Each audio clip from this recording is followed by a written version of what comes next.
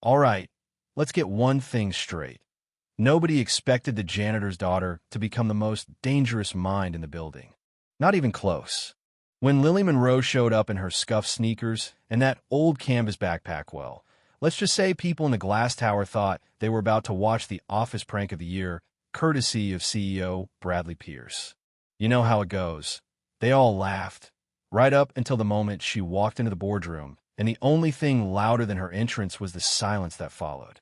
You ever see a room full of Ivy League egos get hit with a reality check so hard it leaves a dent? Yeah, that happened. Lily was standing in a marble lobby that morning, fingers white-knuckling the strap of her bag. Security kept glancing her way, half expecting she was lost, half wondering if they should escort her out. She was out of place, no doubt about her jacket patched by her dad, skirt a little threadbare, and eyes sharp as a hawk's. All around her, the morning stormed on heels pounding, briefcases swinging, everyone too busy or too important to notice the new kid in the hallway. But Lily noticed everything. Every whisper, every smirk, every side eye that said, "You don't belong here." And upstairs, Bradley Pierce was already warming up the punchline for his little joke. "She's downstairs right now," Bradley smirked, waving his coffee like he was about to toast to her humiliation. Showed up with a paper resume. Can you believe that?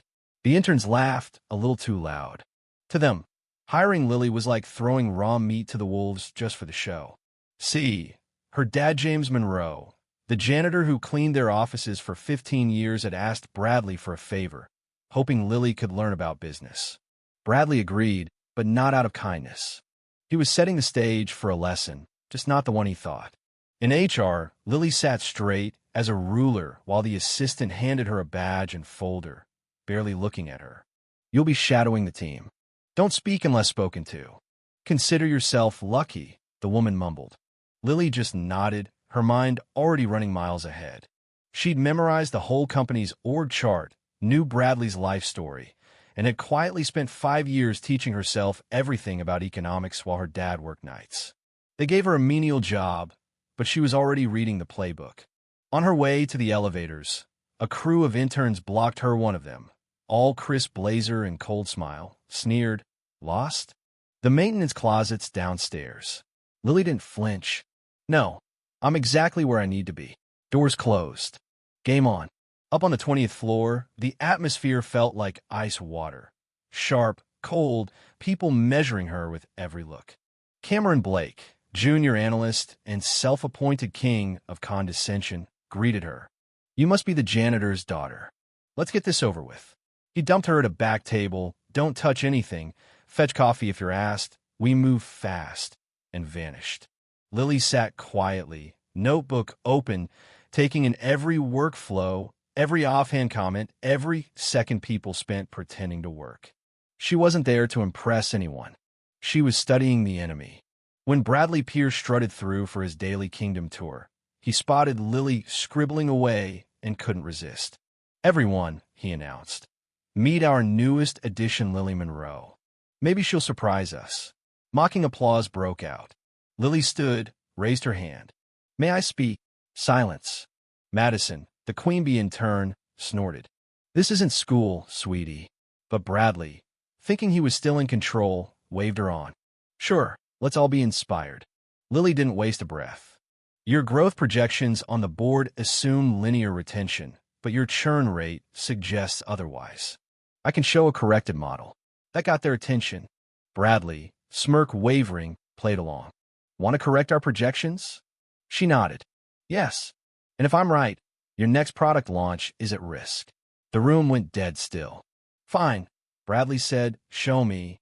And that's where the joke flipped. Lily took the touchscreen, erased their charts, redrew the whole curve in minutes, explaining her numbers calm, focused, devastating. "Your retention is based on outdated data. Your real churn rate? Way higher. If you launch as planned, you won't break even, you'll tank. I ran simulations last night using your public data." By the time she finished, she projected an $8 million loss. Not one person at the star interns, not Bradley's so-called experts, had seen it coming. "Where did you get these numbers?" a senior analyst asked, peering over his glasses. I reverse engineered them using shareholder reports and market data. All public, if you know where to look. Bradley, jaw tight. You did this last night without internal access? Lily didn't blink. Yes. My dad may mop your floors, but I've built data models longer than some of your staff have had laptops. And then the IT guy, checking his tablet, realized she'd also found a security vulnerability. Yeah, that happened. Afterward, nobody could look at her the same way. Bradley called her to the boardroom.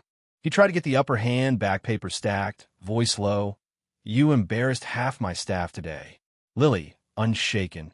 They embarrassed themselves by missing a problem that could have ruined your quarter. He tried again. What are you really doing here? She answered, I'm here because my father believes knowledge beats status.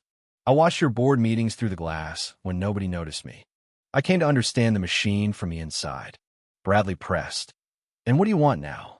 Lily, cool as ever. Access to your database. You're running on broken models and ego. I can help you, or I can walk away. Your choice. He scoffed. She was barely out of high school. Graduated at 16, she replied. Transcripts are in your inbox. He checked. She wasn't bluffing. If I say yes, he asked, then I'll show you how to fix this quarter and prevent it from happening again. If you say no, she stood, then you lose more than money. You lose credibility, and someone else will listen. He stared, then nodded. Fine. You start tomorrow. Full access. But if I find one lie, you won't. I'm not here for power. I'm here to prove intelligence doesn't wear a suit. My father opened the door.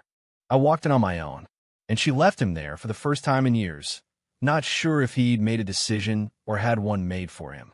Next day, whispers followed Lily as she scanned her new green badge, gliding through floors most interns would never see. No more jokes. No more eye rolls. In the executive war room, Bradley waited as Lily's dashboard took over the big screen, rebuilt their entire system overnight. Department heads filed in, awestruck, as she delivered the most precise breakdown they'd ever seen. Not just fixes solutions that cut through the company's blind spots and gave them a future. Even the board started whispering, where'd she come from? And Bradley, not taking his eyes off Lily, just said, she found us. As she wrapped up, hands went up this time, to ask questions, not to mock. When it was over, even Cameron, the smug analyst, just nodded and looked away.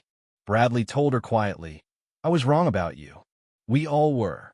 She turned, cool as ever. You weren't wrong. You just never looked close enough. He laughed, humbled. If you ever want to run this place, let me know first. I'd rather hand it over than get forced out. Lily smiled, eyes on the city skyline. I'm not here for your job. I'm here to remind you brilliance doesn't always look the way you expect. As Lily walked out, her footsteps echoing like applause, the story was already spreading. Not because she bragged she didn't need to. The people who'd laughed could not stop talking. And down in the janitor's break room, James Monroe folded his rag and looked out at the city, pride shining in his eyes. His daughter hadn't just survived the lion's den. She'd made the lions listen. So here's my question for you. What would you have done in Lily's place? Is intelligence enough to change a system built on privilege, or does it always take something more? Let's talk about it. Drop your thoughts below, right or wrong. This is a conversation worth having.